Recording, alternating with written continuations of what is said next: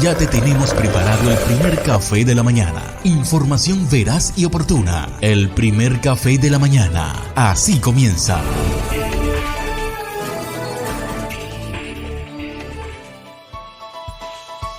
Hola, yo soy Wagner Moura. Cada día la gente me pide un autógrafo. Pero hoy yo te pido tu firma. Porque con ella ayudarás a 21 millones de víctimas de la esclavitud moderna en el mundo. Visita 50forfreedom.org, firma y únete al movimiento global para exigir a los gobiernos que detengan la esclavitud moderna.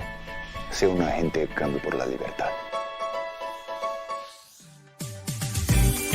Recién hecho, con información veraz. El primer café de la mañana.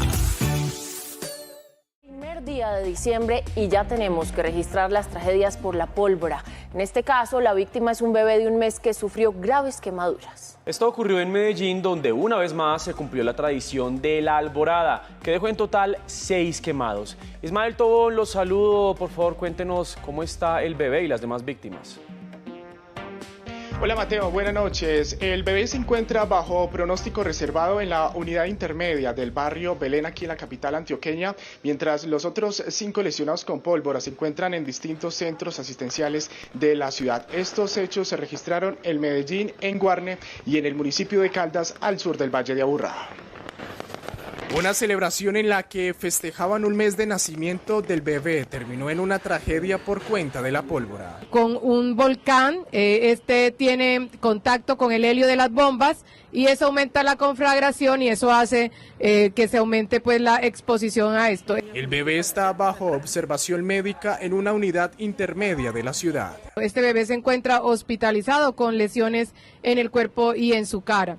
Las autoridades activaron un código de infancia y adolescencia para determinar la ruta de atención.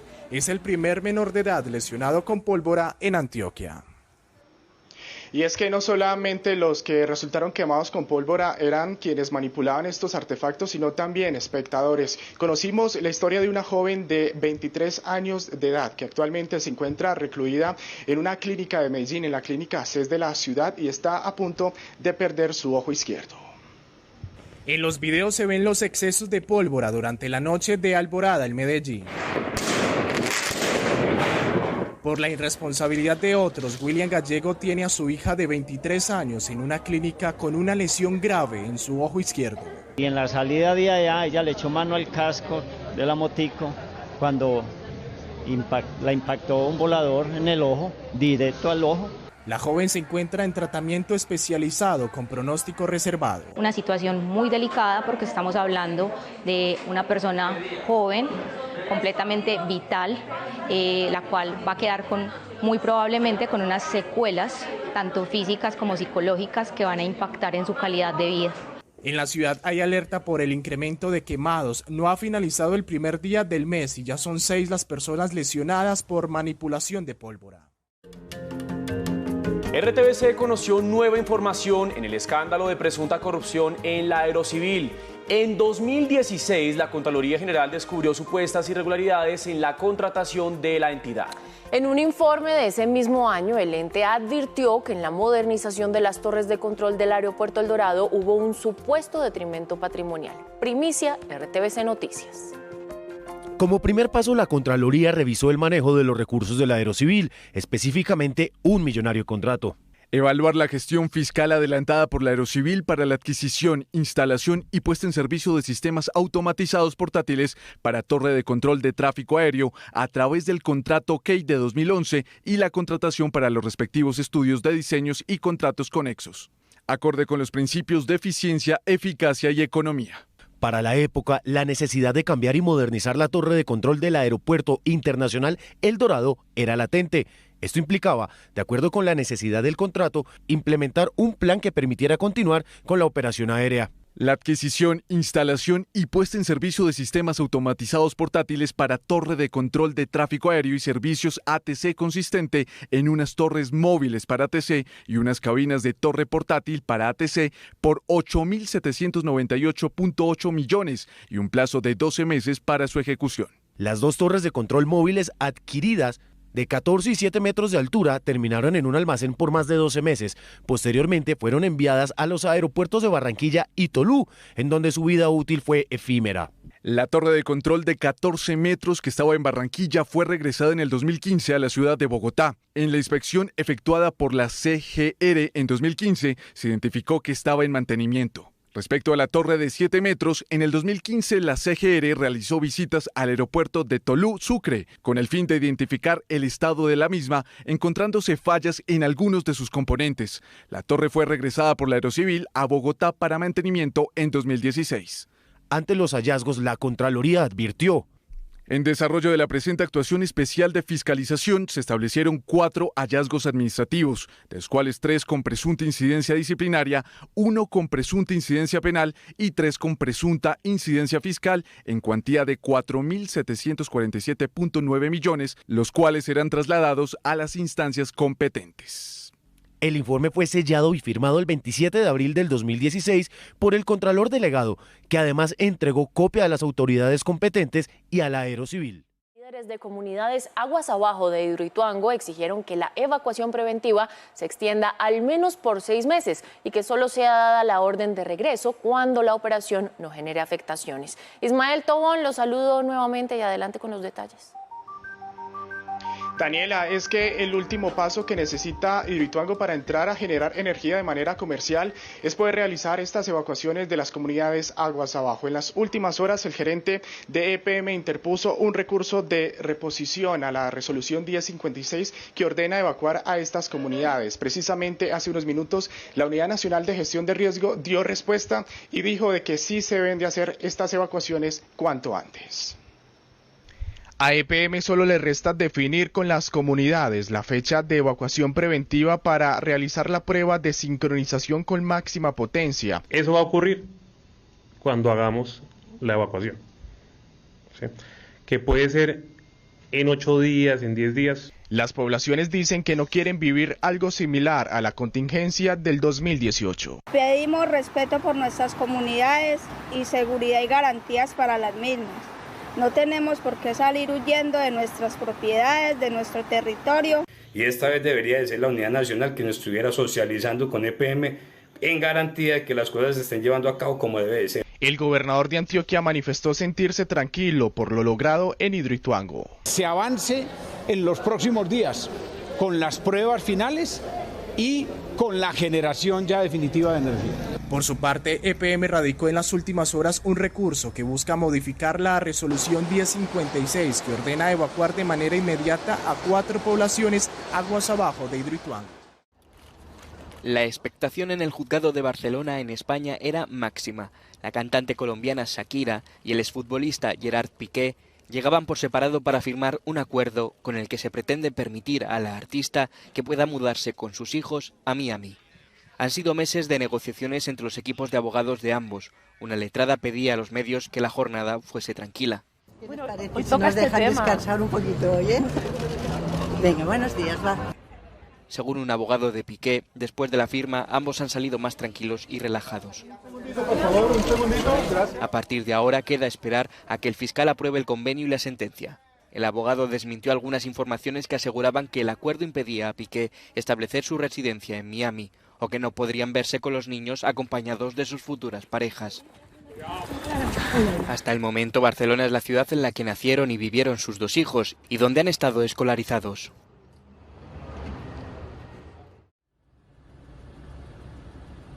Las intensas lluvias en Brasil siguen cobrando vidas. Al menos 2 personas fallecieron en el estado sureño de Santa Catarina, según informaron el jueves las autoridades. Una de ellas fue electrocutada y otra quedó enterrada por un deslizamiento de tierra. Las inundaciones también han dejado más de 1,000 desplazados en este estado. En el noreste, en el estado de Bahía, las lluvias mantenían bajo emergencia unos 9 municipios y más de 4,000 personas fueron desplazadas de sus hogares, según datos de la Defensa Civil. Un deslizamiento de tierra ocurrido el lunes sobre una carretera en la región montañosa del estado de Paraná dejó al menos 2 muertos. El jueves, los bomberos continuaban la difícil búsqueda de desaparecidos bajo el lodo. La estimación de potenciales víctimas fue reducida para menos de 30 en relación a las 50 de las que se había hablado inicialmente. Durante este verano austral, los deslizamientos de tierra provocados por lluvias causaron cientos de víctimas en Brasil.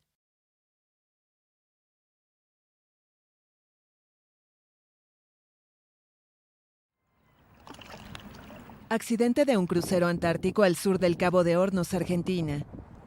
Una persona murió cuando una ola gigante rompió varios paneles de vidrio en las cabinas del barco Viking Polaris de bandera noruega. El accidente ocurrió el martes por la noche cuando el navío se dirigía a Ushuaia, según una fuente de la empresa Viking, que no aclaró la identidad o género de la víctima. Otros 4 turistas sufrieron lesiones, pero sin que sus vidas estén en peligro, y fueron atendidos por personal médico a bordo. El Viking Polaris, el más nuevo de la compañía, sufrió daños menores en el accidente y regresó la tarde del miércoles al puerto de Ushuaia, donde se encuentra anclado. La empresa trabaja con los pasajeros y la tripulación para organizar sus viajes de regreso. La Prefectura Naval Argentina no respondió a consultas de la AFP. La investigación quedó a cargo de la Secretaría Penal número 2 del Juzgado Federal de Ushuaia. 2 semanas atrás, otros 2 turistas estadounidenses de la tercera edad murieron mientras realizaban una travesía por la Antártida en el crucero World Explorer cuando su bote semirrígido se dio vuelta cerca de la costa en un caso que aún está bajo investigación.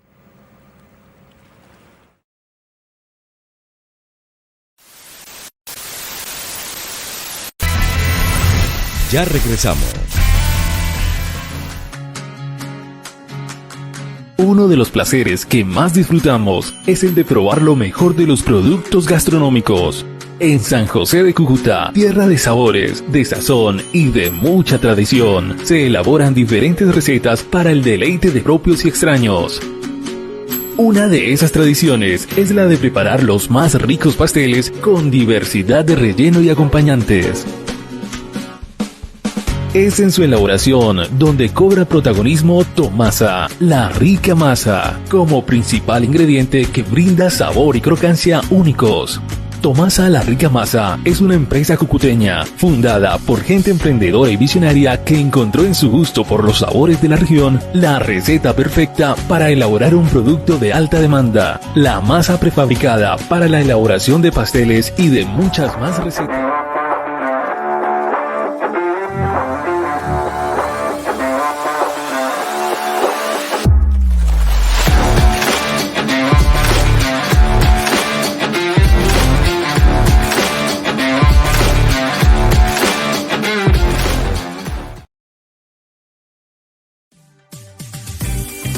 Recién hecho, con información veraz, el primer café de la mañana.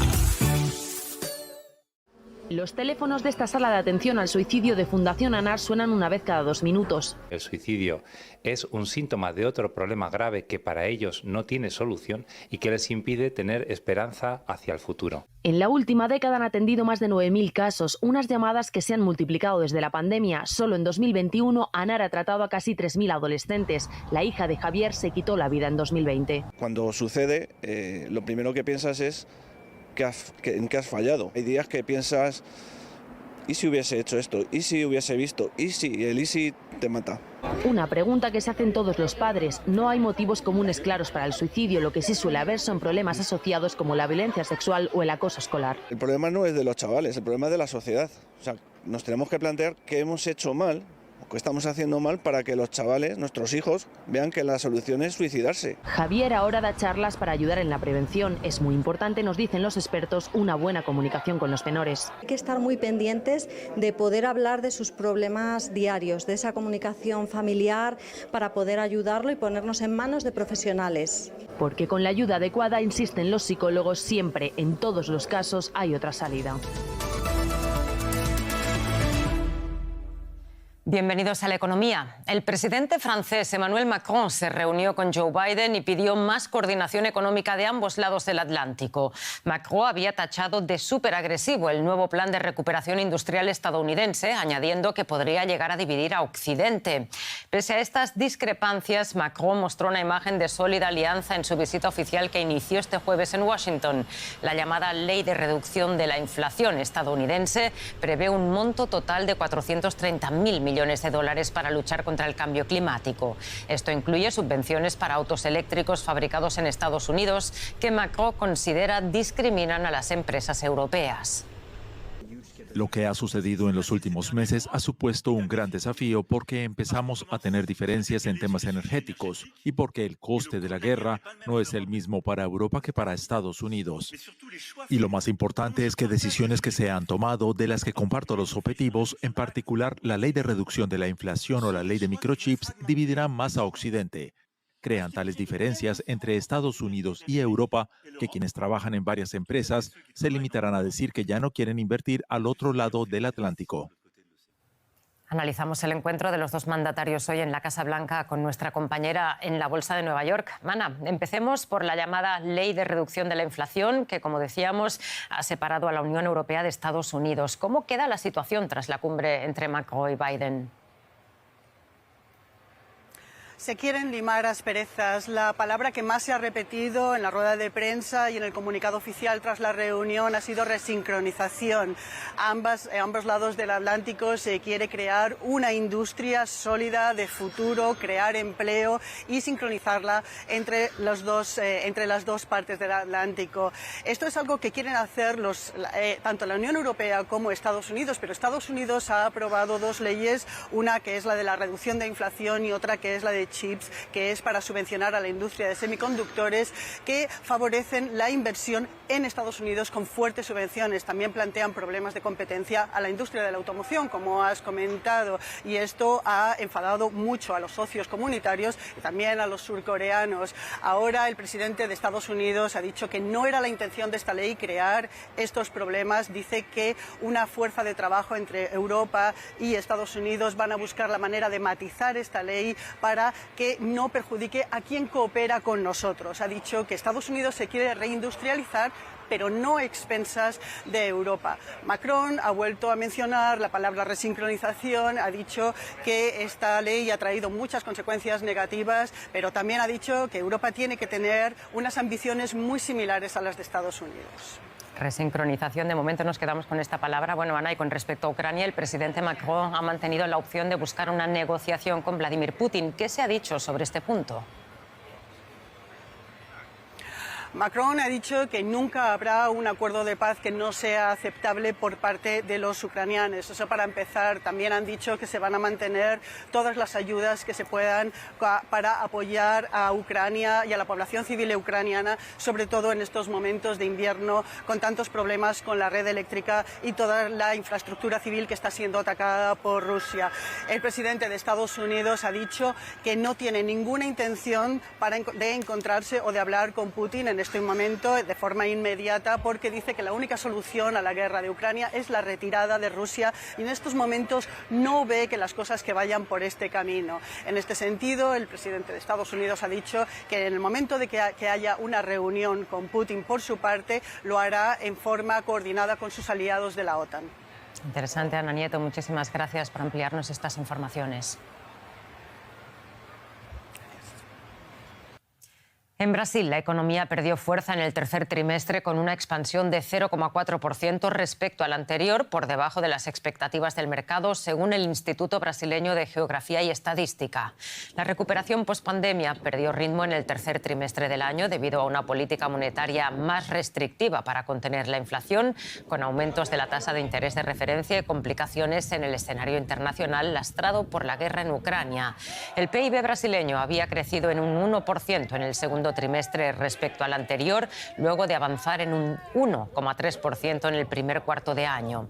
La pérdida de impulso subraya los retos que se avecinan en la mayor economía de América Latina. Y el salario mínimo de los mexicanos aumentará un 20% en 2023, con lo que pasará de 172 pesos a 207 pesos diarios, unos $10,35, que ascenderán a algo más de $15 en la frontera norte. El consenso entre gobierno, patronal y sindicatos cobra especial relevancia en medio de la crisis inflacionaria internacional. El presidente López Obrador rechazó los temores empresariales de que el aumento dispare la inflación, que actualmente está en el 8,14% interanual. Elevar el salario mínimo ha sido una de las principales políticas laborales de López Obrador, quien ha argumentado que desde su primer año completo de gobierno en 2019 y hasta 2022 ha crecido un 62% en términos reales y en la frontera con Estados Unidos ha subido el doble.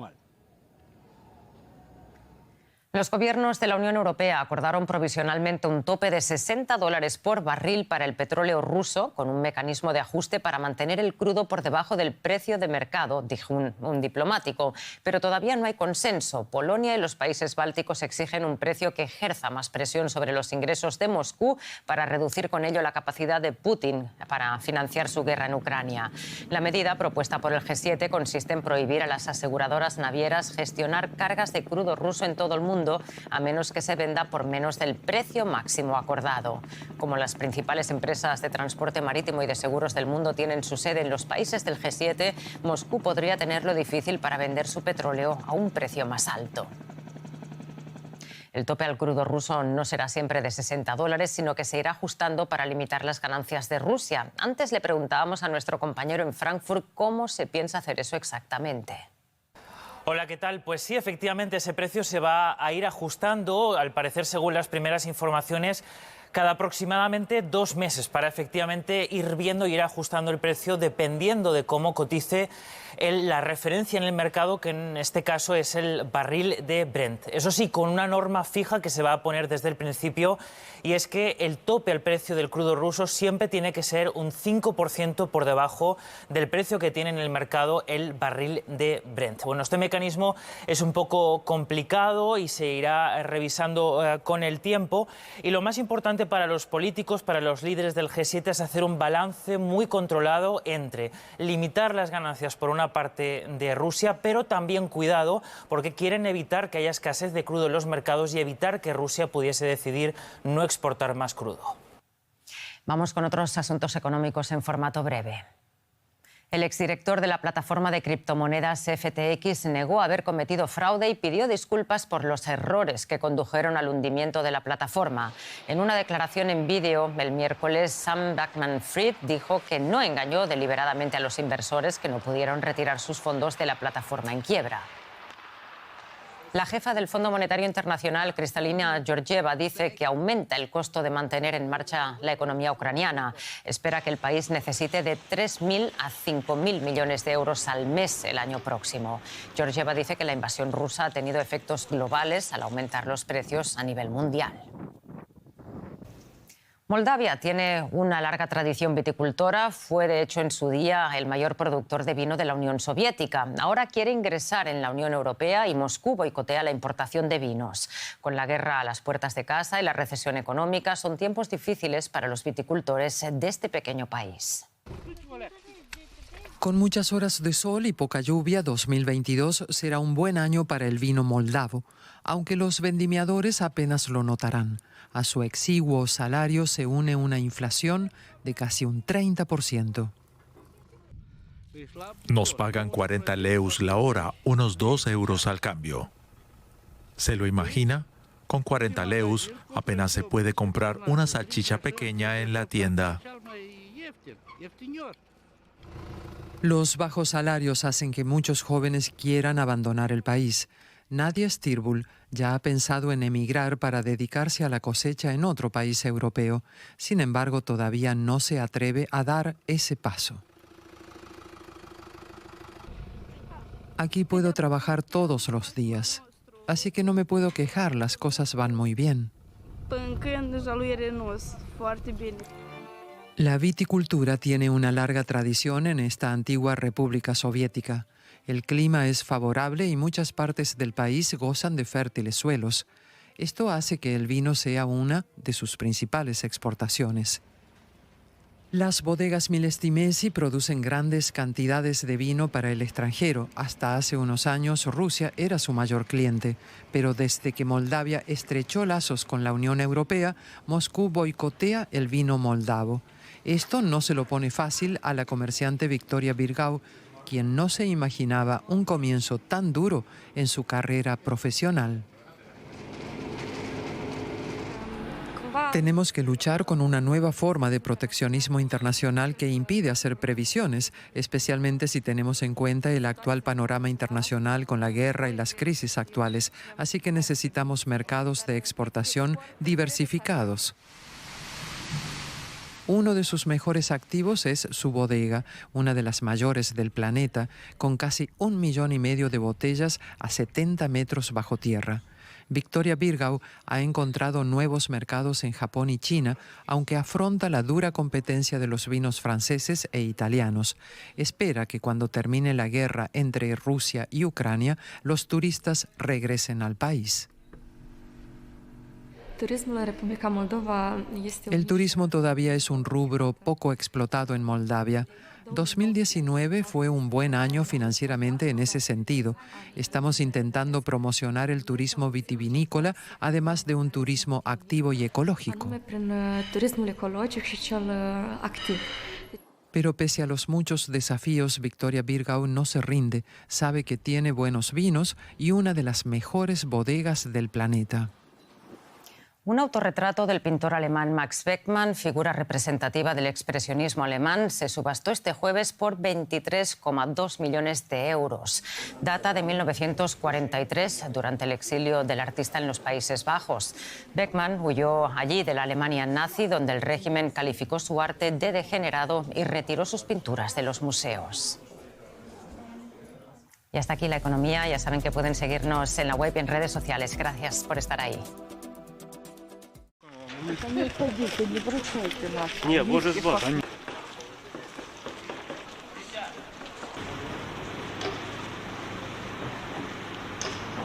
Я была на скорой, Имска позвонила, снаряд попал, дверь пробила мне. И у вас тоже пошкодження, да? Ну, дверь только. Твари, когда эти русские сдохнут, уж, Господи, Путин вместе с ним. Сколько ж можно дети ему? Да хватит!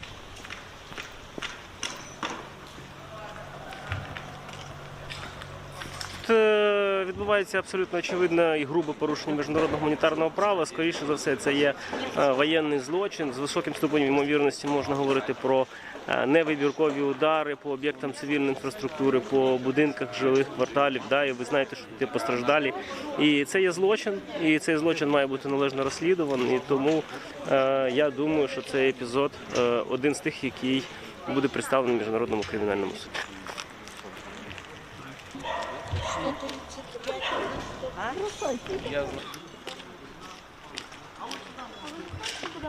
Помню, что именно по инициативе России президенты Путин и Байден в июне 2021 года подтвердили формулу, так называемую Рейгана-Горбачева, о том, что в ядерной войне не может быть победителей, она никогда не должна быть развязана. Наша позиция идет еще дальше и заключается в том, что помимо недопустимости развязывания ядерной войны, необходимо избегать любого военного столкновения между ядерными державами, даже с использованием обычных вооружений, потому что эскалация может обрести неконтролируемый характер.